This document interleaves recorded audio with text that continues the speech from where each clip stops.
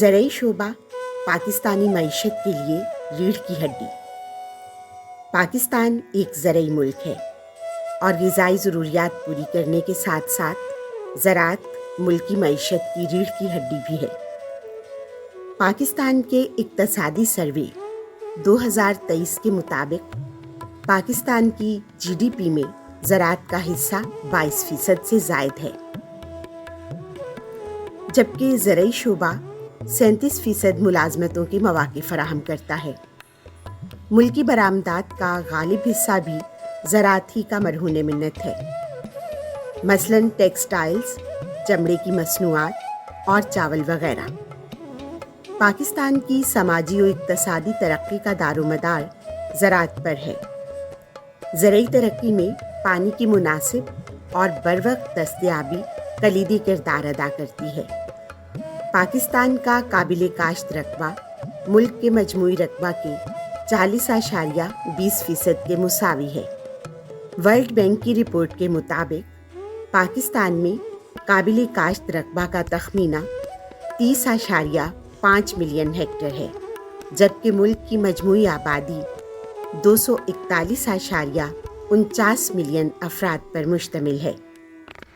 اس طرح پاکستان میں فی کس قابل کاشت رقبہ 0.126 ہیکٹر ہے، جبکہ چین میں فی کس اوسط قابل کاشت رقبہ 0.123 ہیکٹر ہے۔ پاکستان میں فی کس قابل کاشت رقبہ کا تناسب چین کے مقابلہ میں زیادہ ہے، تاہم زرعی شعبہ میں جدید ٹیکنالوجی کے استعمال کے فقدان، زیادہ پیداوار اور بیماریوں کے خلاف کم مزاحمت کے حامل بیجوں کے استعمال کی وجہ سے پاکستان کی زرعی پیداوار چین کے مقابلہ میں کم ہے۔ خوراک اور صنعتوں کو بہت سا خام مال مہیا کرنے کے علاوہ یہی شعبہ ملک کے لیے سب سے زیادہ زر مبادلہ کمانے کا باعث بنتا ہے۔ اس شعبے کی پیداوار 1949 میں جی ڈی پی کا 53% تھی، جو کم ہو کر 22% رہ گئی ہے۔ اس سے ظاہر ہوتا ہے کہ زراعت سے وابستہ افراد کی حقیقی آمدن کم اور غربت میں اضافہ ہو گیا ہے۔ اکثر حکومتوں نے اس شعبے کی ترقی سے مجرمانہ غفلت کا مظاہرہ کیا ہے، لیکن اب بھی کسی دوسرے شعبے کی نسبت اس شعبے کو قومی معیشت میں سب سے زیادہ اہمیت حاصل ہے۔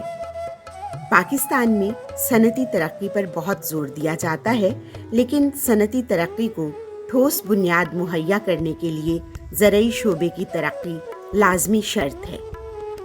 ٹیکسٹائل پاکستان کی سب سے بڑی صنعت ہے، جس کا کپاس کی فصل پر بھاری انحصار ہے۔ آزادی سے لے کر آج تک کسی بھی حکومت نے مونسون کی بارشوں سے آنے والے سیلاب کی شدت پر قابو پانے کے لیے کچھ بھی نہیں کیا۔ قدرتی آفات پر مکمل طور پر قابو نہیں پایا جا سکتا، لیکن انسان نے ان کی شدت میں کمی کرنے کے طریقے دریافت کر لیے ہیں۔ لیکن پاکستان اس سے مستثنیٰ ہے اور کئی سالوں سے سیلاب کے مضر اثرات بھگت رہا ہے۔ 2010 کے تباہ کن سیلاب سے پہلے کئی سالوں تک پاکستان میں خشک سالی کا دور رہا۔ 2006 سے 2010 تک بہت کم بارشیں ہوئیں اور آبی ڈیموں میں بہت کم پانی رہا، لیکن اس کے باوجود ڈیموں کی کشادگی، توسیع یا مرمت پر کوئی کام نہیں کیا گیا۔ نئے آبی ذخائر کی تعمیر تو دور کی بات ہے، پاکستان میں پورا سال پانی کی بہم رسانی ضروری ہوتی ہے، کیونکہ ربیع اور خریف کی فصلیں گرمی اور سردی دونوں موسموں میں اگائی اور پکائی جاتی ہیں۔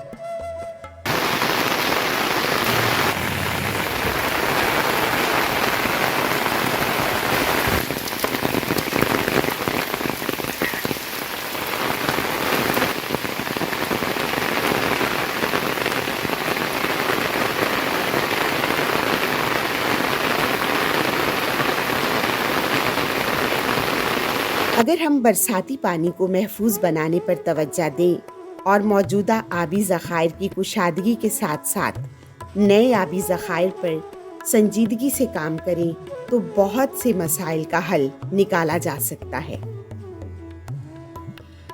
جو زرعی اصلاحات 1960 اور 1979 میں کی گئی تھیں وہ مطلوبہ نتائج حاصل کرنے میں ناکام رہی تھیں۔ 1977 کی اصلاحات کی روح سے آبپاشی اراضی کی حد 50 ایکڑ اور غیر آبپاشی اراضی کی حد 100 ایکڑ فیکس مقرر کی گئی تھی، مگر ان پر عمل نہ ہو سکا۔ اس طرح ملک کے بڑے حصے میں جاگیرداروں کی عملداری جاری رہی۔ زرعی اصلاحات نہ ہونے کے سماجی اور سیاسی اثرات کے علاوہ جاگیرداری نے اجارہ داری اور کارٹلز کو بھی تقویت دی اور پیداواری عمل میں نااہلیت درائی۔ زرعی اصلاحات کسی بڑی سیاسی پارٹی کے منشور کا حصہ بھی نہیں بن سکیں، کیونکہ سیاسی پارٹیوں کی غالب اکثریت جاگیرداروں پر مشتمل ہے۔ زرعی شعبے میں کاشتکاری کے جو طریقے استعمال کیے جاتے ہیں وہ بھی کم پیداوار کا باعث ہے۔ آبپاشی کے نیٹ ورک، کھاد، جدید مشینری اور ٹیکنالوجی کا بھی صحیح استعمال نہیں ہو رہا۔ آبپاشی کا فرسودہ طریقہ استعمال کیا جاتا ہے جس سے 55% تک پانی ضائع ہو جاتا ہے۔ ہمیں ڈرپ آبپاشی کا طریقہ اپنانا ہوگا جس سے پانی کا ضیاع رک جاتا ہے اور پانی براہ راست پودوں کی جڑوں کو سیراب کرتا ہے۔ پاکستان کی تیز رفتاری سے بڑھتی آبادی سے ہماری غذائی ضروریات میں اضافہ ہو رہا ہے۔ بنجر زمینوں کو کاشت کے قابل بنانے اور لوگوں کو روزگار فراہم کرنے کے لیے 2023 میں پاک فوج کے تعاون سے وطن عزیز میں زرعی انقلاب لانے کے لیے ایک بڑے منصوبے گرین پاکستان انیشیٹو GPI کا اعلان کیا گیا۔ بیرونی سرمایہ کاری سے شروع ہونے والا یہ منصوبہ ملکی معاشی استحکام کا ضامن اور زرعی انقلاب کی نوید ہے۔ اس کی تعبیر کا سہرا army chief general Asim Munir کے سر ہے اور یہ بنیادی طور پر انہی کا انیشیٹو ہے۔ بلا شبہ زراعت ہی ایک ایسا شعبہ ہے جو پاکستان کو خوشحالی اور ترقی کی منزل تک پہنچا سکتا ہے۔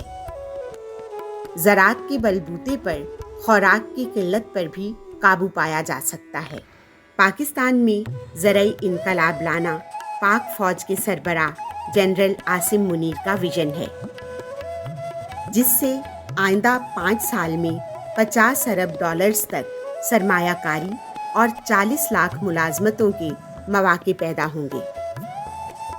گرین پاکستان انیشیٹو منصوبے کی کامیابی کی ضمانت پاک فوج کا اشتراک ہے۔